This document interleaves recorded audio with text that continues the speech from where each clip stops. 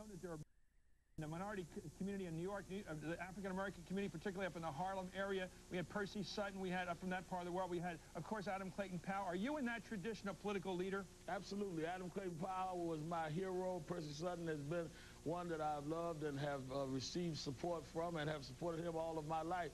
I think that when you talk about today, when you have media people talk about a controversial, flamboyant Al Sharpton, if you knew Adam Clayton Powell, you would think I was very conservative. No, he wasn't too conservative either. Let me ask you about your power. You know, it's always impressive when somebody comes to call on somebody, whether it's Richard Nixon calling on Mao Zedong or is Bill Bradley calling on you. How did you like the way the two candidates in the Democratic presidential race called upon you in New York recently? Well, I think it makes sense that I ran for mayor in '97, 2 years ago. With less than $250,000, I got over a third of the vote in the Democratic primary, though I was outspent by 20 to 1. So that makes sense. If somebody says that this type of person could represent this kind of constituency, knows the issues that hits that kind of constituency, if I want to win, I need to talk to that person. What surprised me, Chris, is that Bill Bradley, who was more considered the middle of the roader, came openly, answered questions all night. Al Gore met in private and really has not made the public display in our community, not only with me, but with anyone, to come to task in New York. So I think that I was a little surprised that Gore kind of did his in a Nicodemus fashion, you know, at midnight in the dark.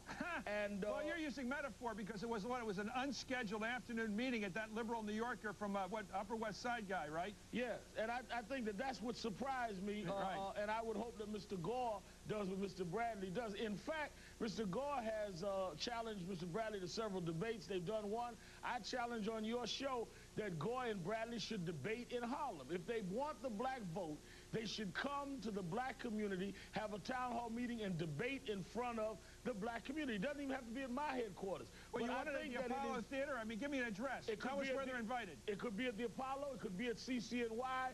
But I think that any time the Democratic Party wants the majority of blacks to vote for them, they ought to come at least in one of the debates to our community. I can't ever recall a major presidential debate in a black community. This is the end of the century. I challenge Vice President Gore and Senator Bradley to end this century with a major debate in the middle of Harlem. Well, thanks for making some news on Hardball, but let me ask you a question about Hillary Clinton. You've been one of those people that has shown up at her events. I wonder, have you endorsed her for the Senate? I have not endorsed her yet.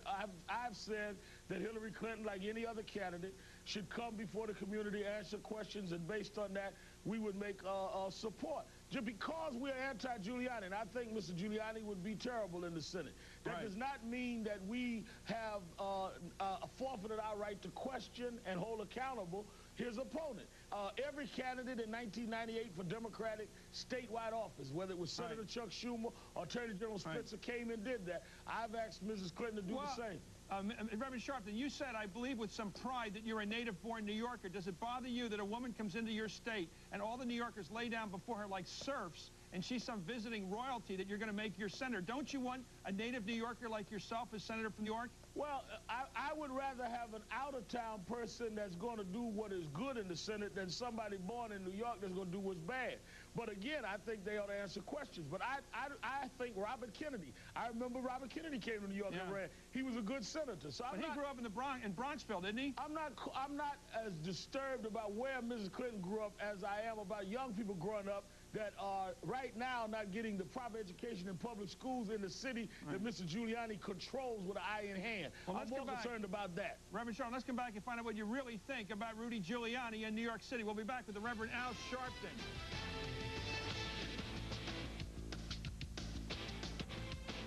And tonight will begin a new tradition in presidential politics, that if you want us, treat us like you're courting your wife-to-be. We're back with the Reverend Al Sharpton, who just in the last segment, I guess the right word is, invited Al Gore and Bill Bradley to stand before you and debate each other before your community in New York City. Let me ask you about the Gore meeting. I found it very emblematic. You know, where people meet matters. I remember when Khrushchev met Kennedy, they met in a neutral spot in Vienna. Is Al Gore trying to hedge his bets? Is he still so tied to the establishment, the wealthier people in the Democratic Party, he doesn't want to be seen with you? I don't know what his rationale is. Certainly we are going to see. But I think that clearly people that feel that if an Al Gore or anyone else appears with certain people like me or others in the movement, that they will lose other voters are being naive, because most voters understand you have to talk to everybody if you're going to be president of the United States. Those few voters that are so irrational that they say if you meet with people I disagree with, I'm not going to vote for you, they're not going to vote for you anyway. So I think it's a really silly strategy. The real question is not meeting with me. The real question is coming and meeting with the people that you expect to vote for you and discussing the issues that matter to them. It's not about Al Sharpton. It's about those people that find themselves being put to the side and marginalized by those that seek their vote.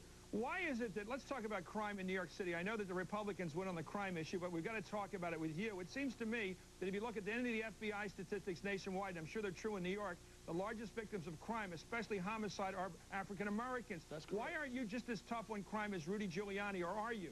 We are tough on crime. In fact, we were the ones that started the marching on the crack houses, painting red X's on them to expose drug dealers in our community.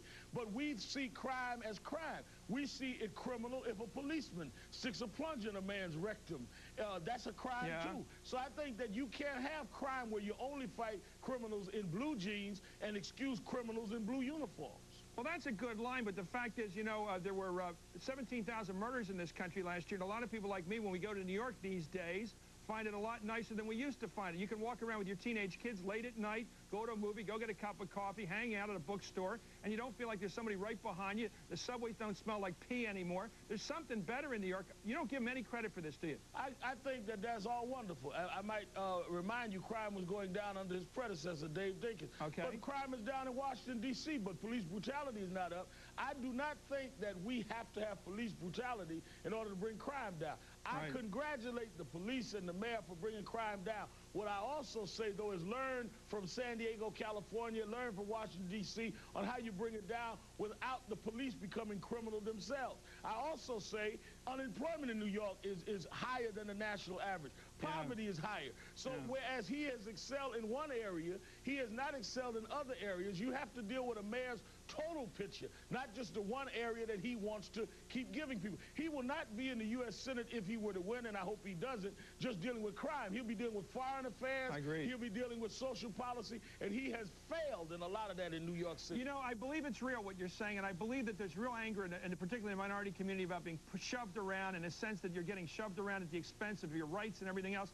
What do you think about, Giuliani gets a lot of credit around the country for not just lower crime, but for the way he's going about it, getting rid of nuisance crime, pornography on the street, the smut dealers, the squeegee bother, the guys that bother you every time you stop at a stoplight or whatever. Is that part of getting at crime, or is that just bothering the minority community as you see it? I think in many ways it's bothering the minority community. I think it's cosmetic surgery, because to at one level have a no tolerance for squeegee guys, but then 8th graders in New York can't pass a state reading test, and there's no real focus by him on that when he has done all he could to control the Board of Education. He's replacing symbol for substance. It's like me coming to do your show and giving credit to the makeup artist rather than answering your questions. He's a makeup artist. Okay, let me ask you, if you had to choose right now, here's a nut-cutting question. If you had to choose right now, would you go with Hillary or Rudy? I would go with Hillary, but I would still want her accountable. I would not want Hillary to take us for granted, but I certainly would think that a bad Hillary Clinton is better than a good Rudy Giuliani on the broad issues that a United States senator would have to fight for. Please come back to Reverend Al Sharpton, a major force in the New York politics of next year for the Senate and the presidency. We'll be back with more Hardball.